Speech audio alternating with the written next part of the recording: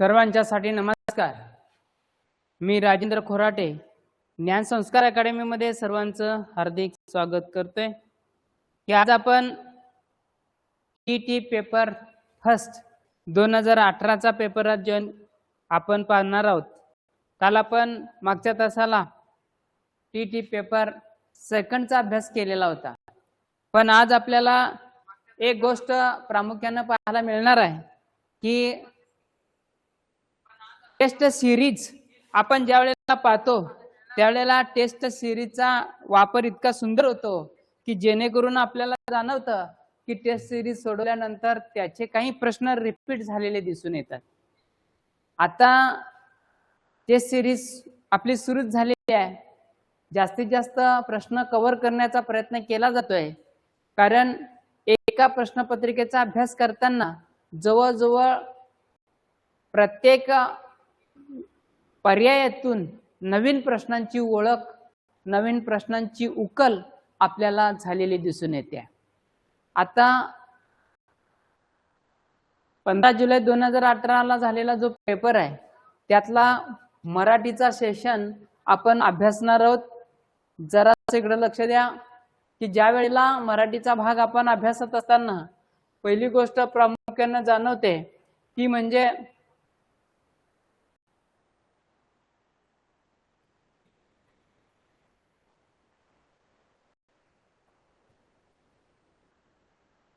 आपण 150 मार्काचा पेपर सोडवताना शक्यतो करून एक काम करा की ज्या विषयामध्ये आपल्याला कमांड आहे त्या तो पेपर पहिल्यांदा सोडवा, का की जेणेकरून आपल्याला त्याचे मार्क आउट ऑफ आउट भेटले तर पर्यायाने गणितासारख्या विषयाला किंवा बालमानसशास्त्र विषयाला जरा विचार करायला अधिक लागतो।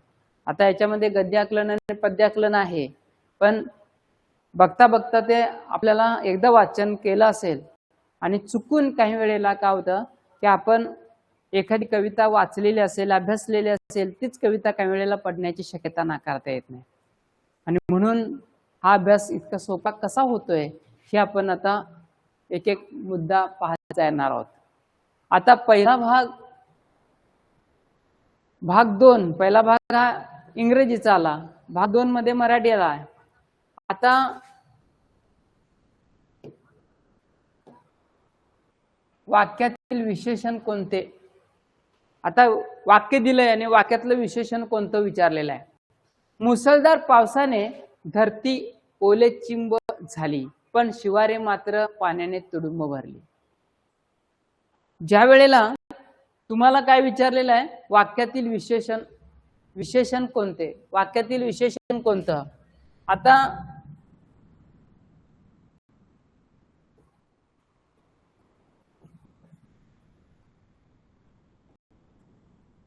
जरासं इकडे लक्ष द्या, कोणताही शब्द असतो, आता ओला, सुका, मेवा, काही काही वेळेला आपण म्हणतो हुशार मुलगा। आता हुशार मुलगा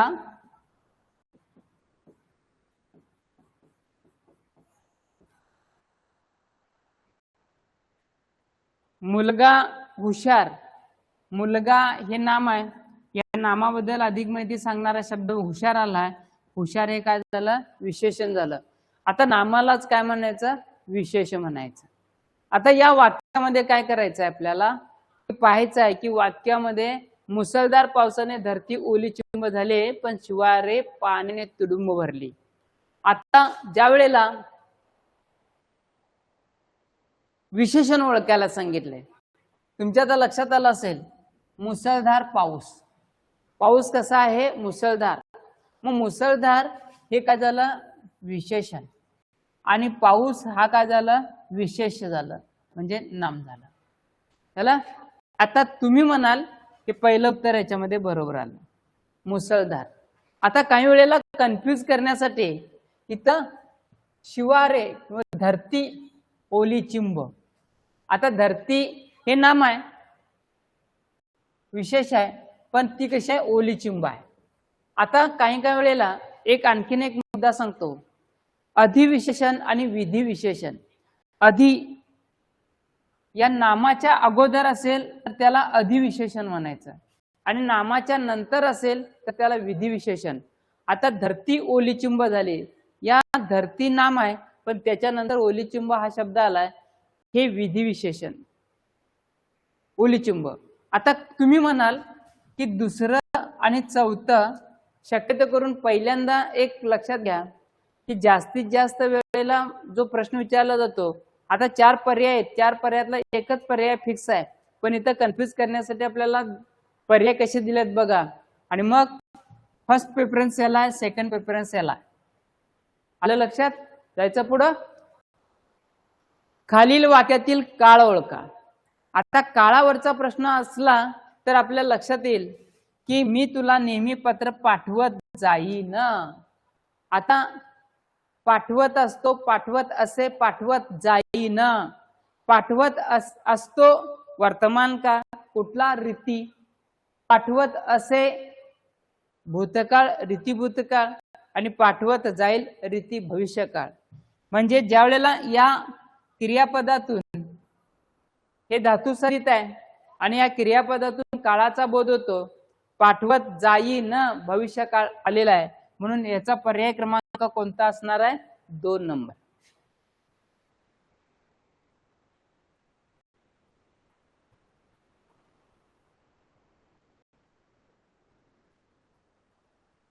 पुढील वाक्यात चुकीच्या जागी दिलेले विरामचिन्ह कोणते? आता विरामचिन्हाचा प्रश्न आलाय, वाक्य दिलंय. राजूला म्हणाले, आजोबा राजूला म्हणाले, शाबास मला तुझा अभिमान वाटतो. शाबास मला तुझा अभिमान वाटतो. आता काय केलंय? इथं स्वल्पविराम दिलंय, इथं अवतरण चिन्ह दिलंय, इथं उद्गार चिन्ह दिलंय. आणि त्यांनी काय म्हटलंय? चुकीचं एखादं एक विरामचिन्ह चुकीचं आहे. मग विरामचिन्ह चुकीचं कुठं पडलं असणार आहे? आता तुम्ही म्हणाल की शाबास मला तुझा अभिमान वाटतो. आता कधीही एखादे भावना आपल्या तोंडातून व्यक्त होत असतील, शाबास, छान, वा, असे जे ज्या वेळेला शब्द येतात त्यावेळेला आपल्या तोंडातल्या उद्गारांना, त्या भावनेचा उद्गार ज्या वेळेला आपल्या तोंडातून बाहेर होतो त्यावेळेला आपसकूस तिथं उद्गार चिन्ह आलंच पाहिजे. तोंडातला आला शाबास, शाबास म्हटलाय आणि तुम्ही उद्गार चिन्ह जर दिलं नाही तर त्याचा अर्थ काय होईल? आता शाबास मी म्हटलं शाबास, शाबास नुसतं सरळ म्हटलं त्याला अर्थ राहील का हो? ते उद्गार होतील का हो? नाही ना. मग शाबास म्हणजे हे उद्गार चिन्ह कुठं द्यायला हवाय? इथं द्यायला हवाय. म्हणजेच कोणतं चुकलंय? कोणतं वापरायला पाहिजेत? उद्गार चिन्ह. पुढील पैकी कोणता शब्द उपसर्ग घटित नाही? आता शब्दाच्या अलीकडं, शब्दाच्या पूर्वी एक व अनेक अक्षर लागली जातात, त्याला उपसर्ग म्हणतात. आता उपसर्ग हा विरुद्धार्थी शब्द वापरण्यासाठी अतिशय योग्य आहे, काल सांगितले तुम्हाला. आता इथं बघा, आमरण मरेपर्यंत, आ कर्ण कर्णापर्यंत, आ जन्म जन्मापासून, आलोक लोकापर्यंत असं होत नाही. म्हणजे हा उपसर्ग नाही.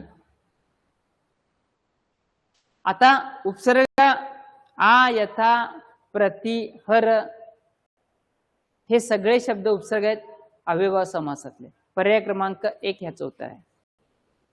आता पुढे जातोय. नीर या शब्दाला समानार्थी नसलेला शब्द कोणता? नीर या शब्दाला समानार्थी नसलेला शब्द कोणता? त्या समानार्थी नसलेला विचारलंय. तोय म्हणजे पाणी, जल म्हणजे पाणी, जीवन म्हणजे पाणी, नीर म्हणजे पाणी. म्हणजे नीर या शब्दाला तोय आहे, जल आहे, जीवन आहे. मग काय? राजहंस दोन्ही वेगळं आली. आता ज्या वेळेला राजहंस, क्षीर आणि पाणी, राजहंस दोन्ही वेगळं आले. दूध आणि पाणी वेगळं करण्याचं काम राजहंस करतो, दुधाला क्षीर असं म्हटलेलं आहे. म्हणजे पर्याय क्रमांक 4 ह्याचं उत्तर असणार आहे. जरा जाऊया पुढं. आता कविता पडलेली आहे. कविता वाचल्यानंतर तुमच्या लक्षात आलं असेल की कधीतरी कविता वाचलेली आहे. बऱ्याच जणांच्या भाषणामध्ये या कवितेचा संदर्भ आलेला आहे. कारण ही कविता माणसाला, जीवनाला किंवा एकाला एक एक वेगळा जीवनाचा संदर्भ देत असते. कारण घेता नावाची कविता आहे, ही विंदा करंदीकरांची कविता आहे. आणि या कवितेमध्ये देणाऱ्याने देत जावे, घेणाऱ्याने घेत जावे. देणाऱ्याने देत जावे, घेणाऱ्याने घेत जावे. हिरव्या पिवळ्या माळावरुणी हिरवी पिवळी शाल घ्यावी. आता हिरव्या पिवळ्या माळावरुणी हिरवी पिवळी शाल घ्यावी, ते एक उदाहरण द्यायला पाहिजे होतं. सह्याद्रीच्या कड्याकडून छातीसाठी घ्याल. वेड्या पिशा ढगाकडून वेडे पिशे आकार घ्यावे. रक्तामधल्या प्रश्नासाठी पृथ्वीकडून होकार घ्यावे. उसळलेल्या दर्याकडून पिसाळलेली आयार घ्यावी. भरलेल्याशा भीमेकडून तुकोबाची माळ घ्यावी. देणाऱ्याने देत जावे, घेणाऱ्याने घेत जावे. देता घेता घेता एक दिवस देणाऱ्याचे हात घ्यावे. जराशी कविता कधीतरी वाचल्यासारखी वाटते. विंदा करंदीकरांची घेता नावाची कविता 10वीच्या अभ्यासक्रमामध्ये या कवितेचा संदर्भ आलेला आहे. आता इथं काय सांगितलंय? हिरव्या पिवळ्या माळावरून हिरवी पिवळी शाल घ्यावी. सह्याद्रीच्या कड्याकडून छातीसाठी ढाल घ्यावी. एकीकडे प्रतीक आहे आणि दुसरीकडं आपल्याला काहीतरी या निसर्गाकडून घ्यायचं आहे.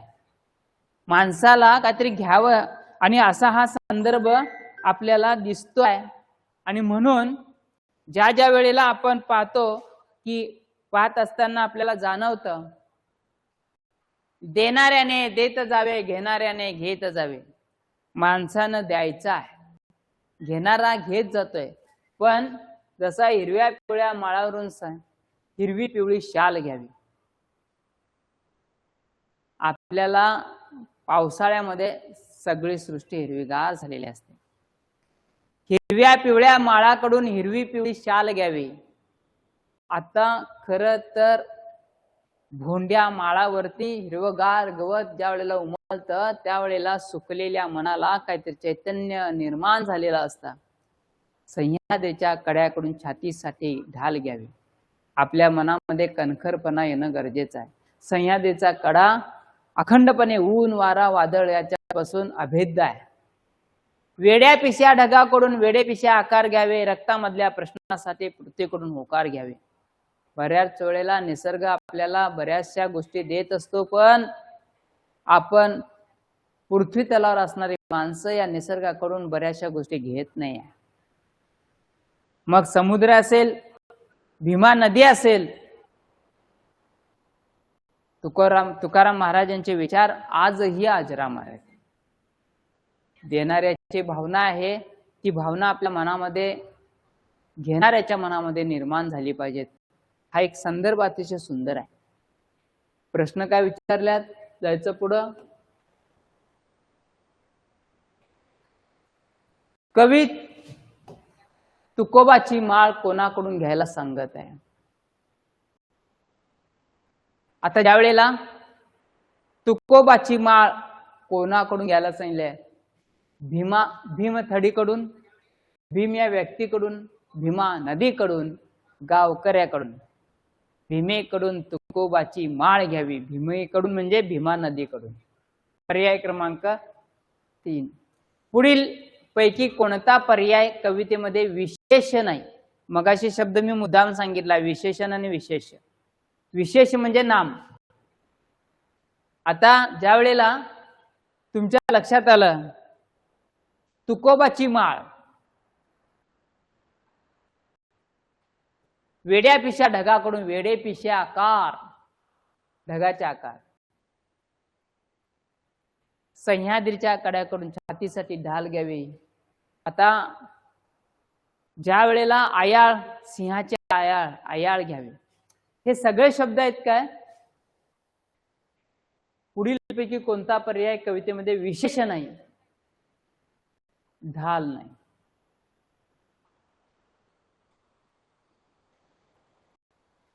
देणाऱ्याचे हात घ्यावे असे कवी म्हणतात. त्याचा योग्य अर्थ कोणता? लक्षात आला असेल. आपण ज्या वेळेला देणारा आहे त्या देणाऱ्याची भावना काय की देणारा हा देत जात असतोय, पण आपल्याला सुद्धा वाटलं पाहिजे की कधीतरी इतरांना द्यावं. म्हणजे दान करण्याची वृत्ती पहिल्यांदा आपल्याकडे सुद्धा आली पाहिजे. पर्याय क्रमांक 1. पुढीलपैकी कोणत्या शब्दाचा समानार्थी शब्द कवितेत आला नाही? आता ह्याच्यामध्ये इकडे लक्ष द्या. जलद म्हणजे वेगाने, शीघ्र पद्धतीनं. अर्णव म्हणजे समुद्र. कर म्हणजे हात.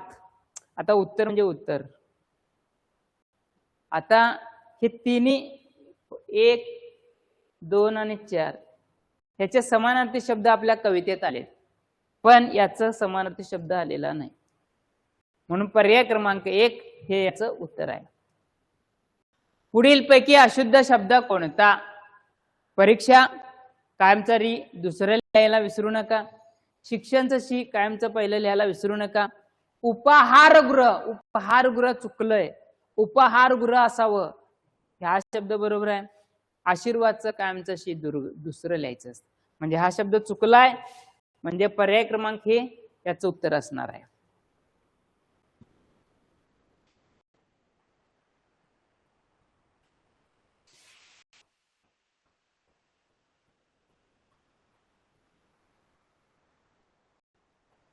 पुढीलपैकी वेगळ्या अर्थाचा शब्द कोणता? सविता, चपला, सौदामिनी आणि विद्युत. आता सविता म्हणजे सूर्य आणि चपला म्हणजे वीज. सविता म्हणजे सूर्य, चपला म्हणजे वीज, सौदामिनी म्हणजे वीज आणि विद्युत म्हणजे पण वीज. म्हणजे हे 3 शब्द एकमेकांचे सारखे आहेत.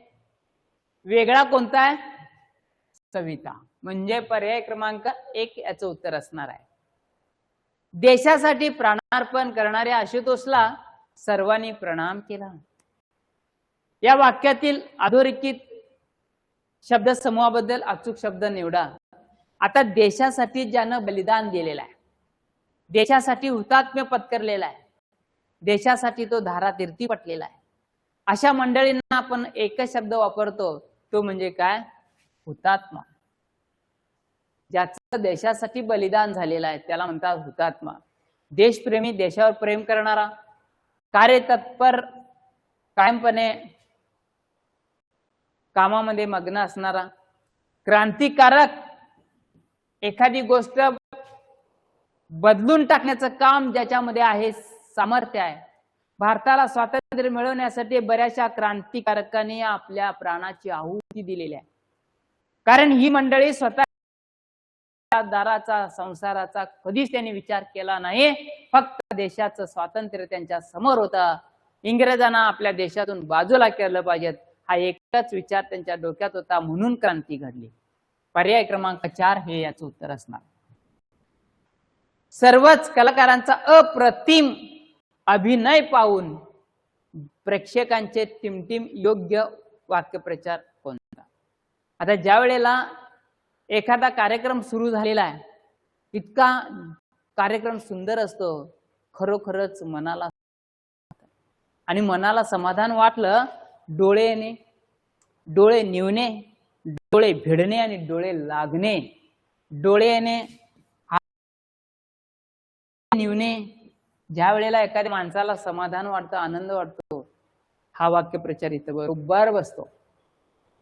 डोळे भिडणे, ज्या वेळेला अमोरासमोर शत्रू आला असेल तर डोळे एकमेकांच्यावर भिडले जातात. डोळे लागणे म्हणजे झोपणे. पर्याय क्रमांक 2 याचं उत्तर आहे. खालील वाक्यातील अव्ययाचा प्रकार कोणता? अव्यय 4 आहेत. क्रियाविशेषण अव्यय, शब्दयोगी अव्यय, उभयनव्य अव्यय, केवलप्रयोगी अव्यय. आता उद्गार असतील केवलप्रयोगी, याच्यात उद्गार नाहीत. 2 वाक्य जोडण्याचं काम नाही, शब्दाला जोडून आले असं नाही. मात्र अर्जुन नेहमीच मदत करण्यास तयार असे. कसा? नेहमी. ज्या वेळेला क्रियापदाबद्दल एखादं स्थळ, ठिकाण, क्रिया करण्याची रीत, पद्धत असं सांगितले जाते, त्याला क्रियाविशेषण अव्यय म्हणतात. आणि म्हणून पर्याय क्रमांक 4 हे याचं उत्तर असणार आहे.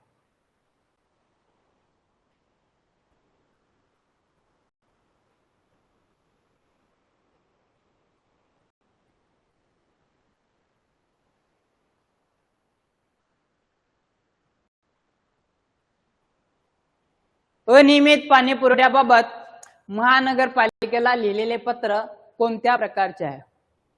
आता नगरपालिका असो, महानगरपालिका असो, ग्रामपंचायत असो, आपल्याला पाणी पुरवठ्याच्या सुविधा चांगल्या पद्धतीने उपलब्ध करून देण्याची जबाबदारी त्यांची आहे.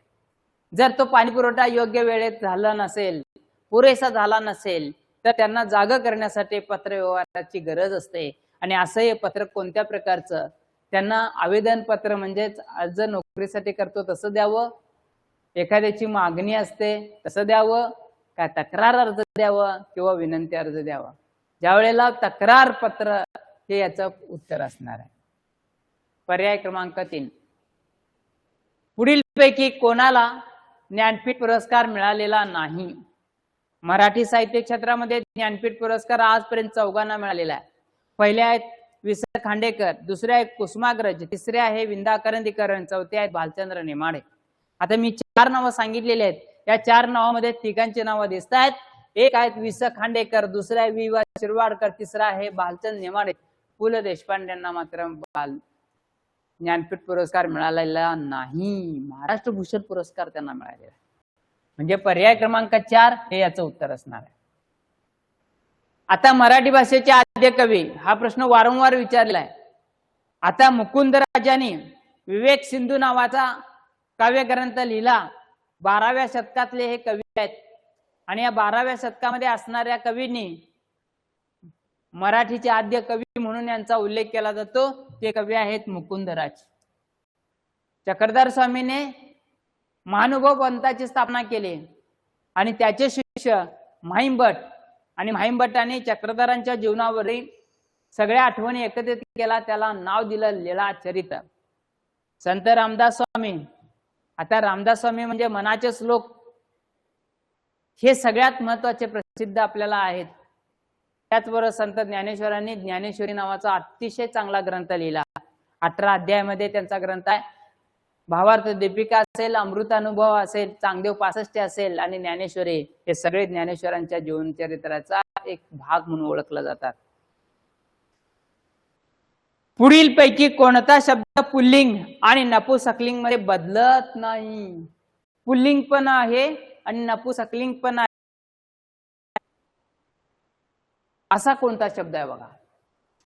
वाघ, तो वाघ स्त्रीलिंग केला वाघीण होते, हो बदलला. हत्ती, तो हत्ती, हत्तीन स्त्रीलिंग बदलला. ससा, तो ससा, ससीन बदलला. मात्र तो हरिण, ते हरिण काय बदललंय? हरिण असं होतंय का? नाही ना. म्हणजे पर्याय क्रमांक 2 याचं उत्तर आहे.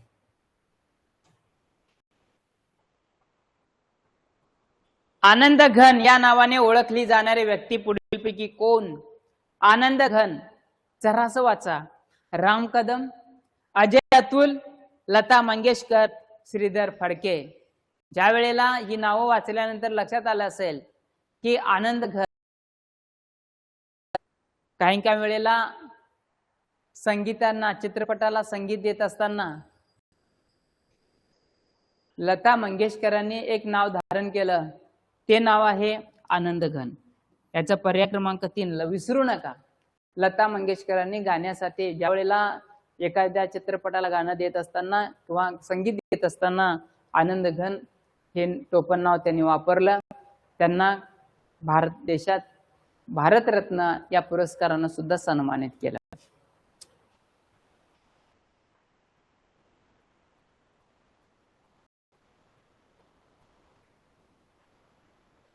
पुढीलपैकी कोणत्या वर्णाला महाप्राण वर्ण म्हणतात? आता ज्या वेळेला महाप्राण वर्ण म्हणजे काय की एक वर्ण असा आहे, हो हा महाप्राण वर्ण आहे. पण तुम्ही ज्या वेळेला कठोर वर्ण, मृदू वर्ण आणि अनुनासिक वर्णांचा अभ्यास करत असताना, आता मी क ख पहिल्यांदा मी वाचलं क ख, पण क ख वाचत असताना ह्याच्याला अल्पप्राण कोणतं आणि महाप्राण कोणतं? तर अल्पप्राण क मध्ये ह मिसळलं की ख तयार होतं. ख हे महाप्राण आणि क हे अल्पप्राण. आता तसं पाहायला गेलं तर महाप्राण एकूण 14 आहेत. याच्यातलं महाप्राण कोणतं? च, ग, ब, घ. तर याच्यामध्ये घ, क, ख, ग, घ. जरासा बघा, क, ख, ग, घ, य. एक वर्ग आहे, क चा वर्ग. ह्याच्यामध्ये ग अधिक ह बरोबर घ. हे महाप्राण, हे महाप्राण, हे अल्पप्राण, हे अनुनासिक. म्हणून पर्याय क्रमांक 4 हे याचं उत्तर आहे.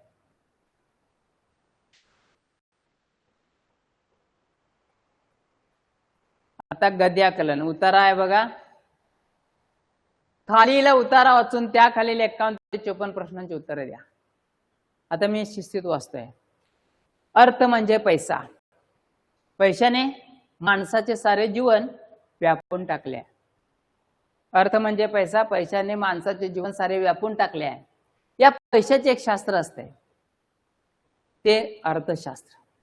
ॲडम स्मिथ एक अर्थशास्त्रज्ञ होते. त्यांनी वेल्थ ऑफ नेशन नावाचा एक ग्रंथ व्यापारी दृष्टिकोनातून लिहिला. म्हणजे वेल्थ ऑफ नेशन हा व्यापारी दृष्टिकोनातून ग्रंथ लिहिला. उद्योगधंदा आणि व्यापार चालवण्याचे पैसा हे एक साधन आहे.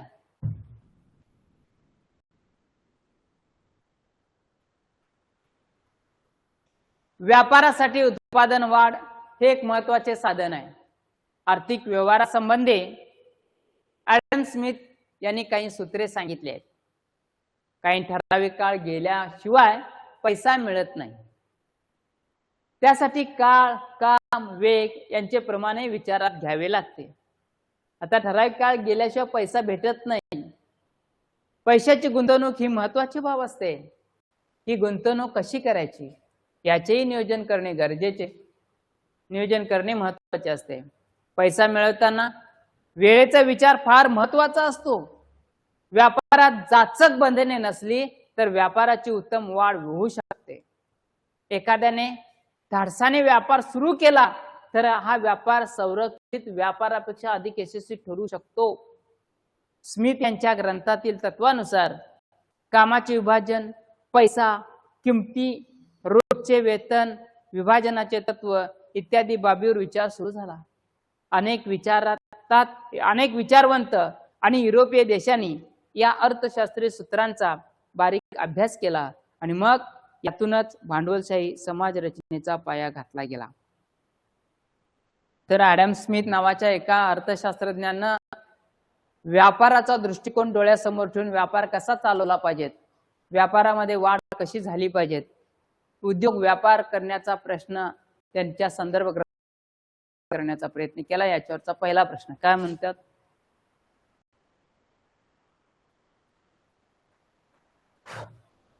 उतार्यानुसार पुढीलपैकी अयोग्य विधान कोणते?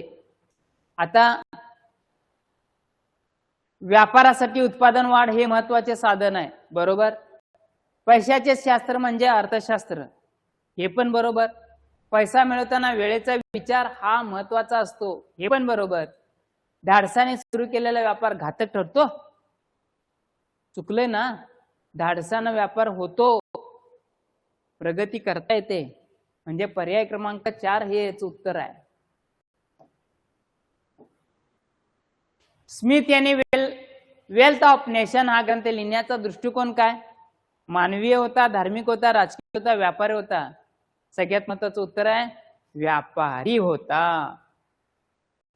व्यापार वृद्धीसाठी म्हणजे वाढीसाठी महत्त्वाची नसलेली खालीलपैकी बाब कोणती?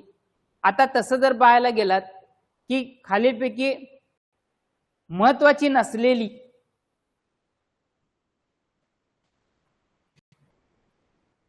पैशाची गुंतवणूक महत्त्वाचीच आहे, वेळेचा विचार महत्त्वाचा आहे, काळ, काम, विवेक यांचे प्रमाण महत्त्वाचं आहे, जाचक बंधन. पर्याय क्रमांक 1 याचं उत्तर आहे.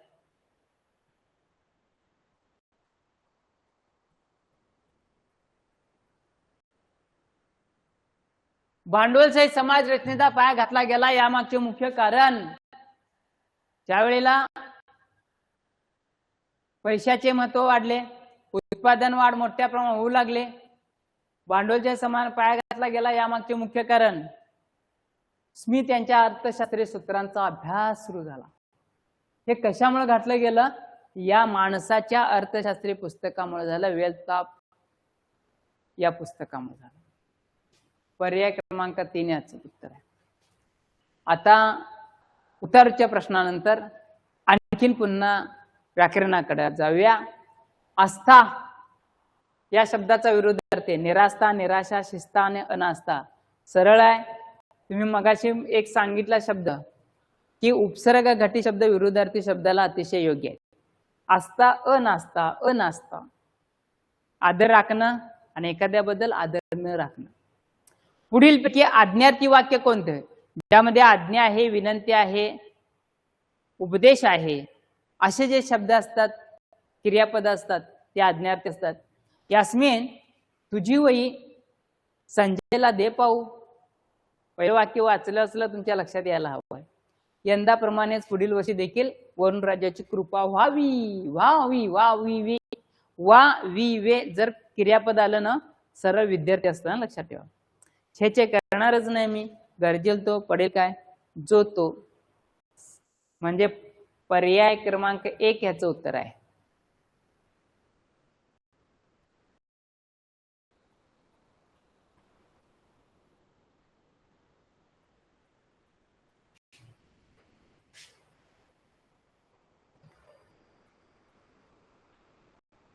पुढीलपैकी निश्चितपणे एकवचनी शब्दाचा पर्याय कोणता?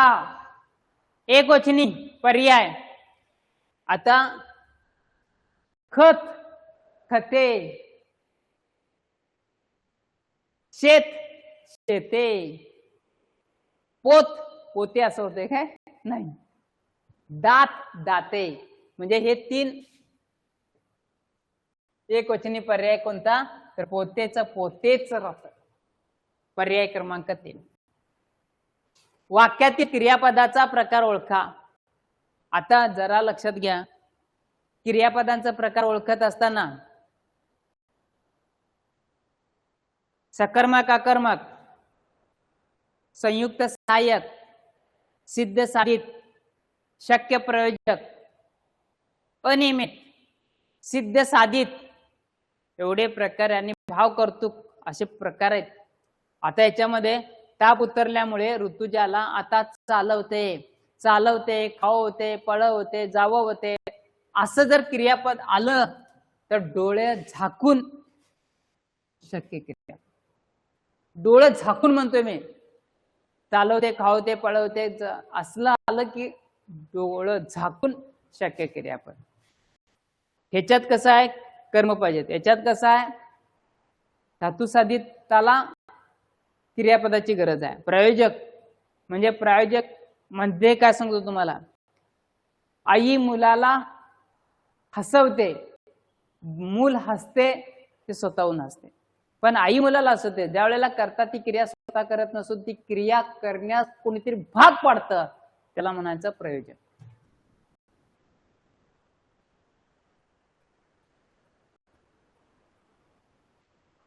आता बघा म्हण आल्या. म्हण दिलेत बघा.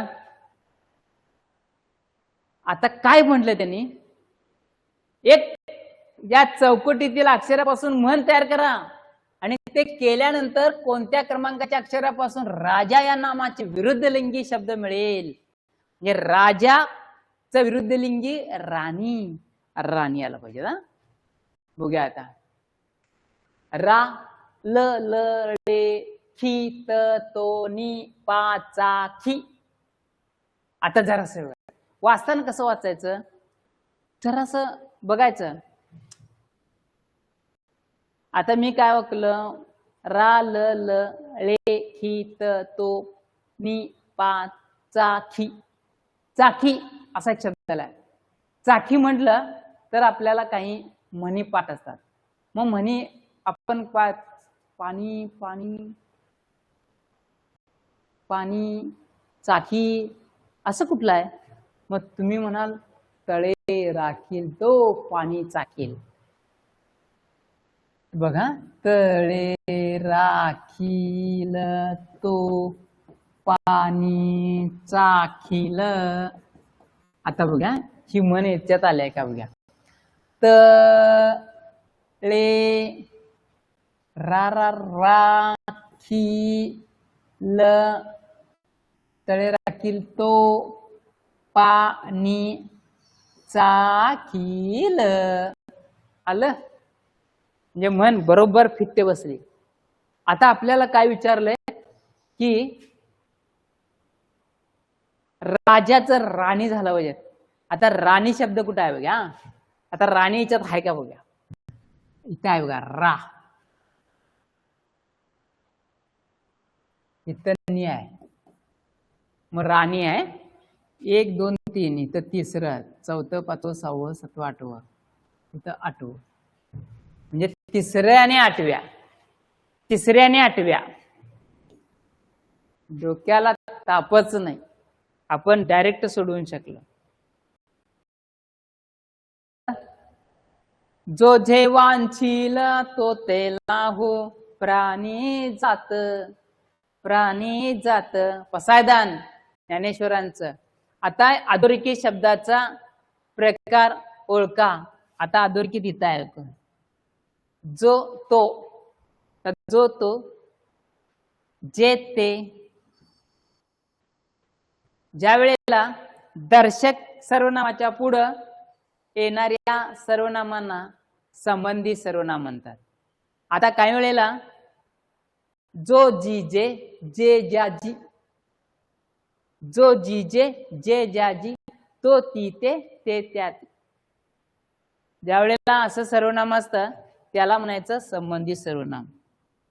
दर्शकला हा ही हे सार्वनामी कोण काय आणि गुण विशेषणचा काय संबंधच नाही.